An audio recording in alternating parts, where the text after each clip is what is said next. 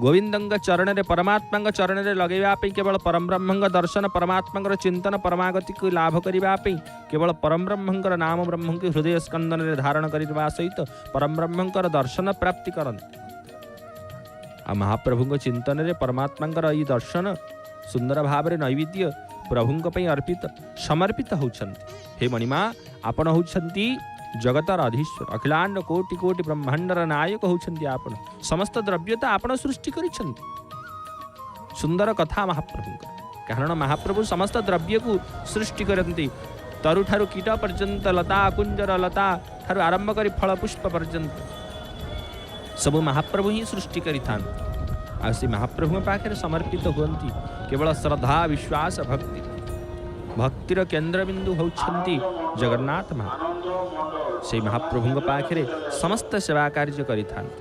आ से त्रिमुंडी चांदुआर संपर्कित भाव आम जानुले केवल जय जगन्नाथ टीवी माध्यम सीधा प्रसारण माध्यम दर्शन करुछंती महाप्रभु को चिंतन करुछंती परम ब्रह्म को आसंतु जय जगन्नाथ टीवी रे महाप्रभु चिंतन रे आसंतु दर्शन करिबा महाप्रभुंकर दिव्य स्वरूप रे महाप्रभुंकर भोग आळती की दर्शन करिबा और जय जगन्नाथ टीवी रे महाप्रभुंकर चिंतन रे सुनिबा महाप्रभुंकर अपूर्व भजन को। जय जय जगन्नाथ जय जय जगन्नाथ जय श्री जगन्नाथ।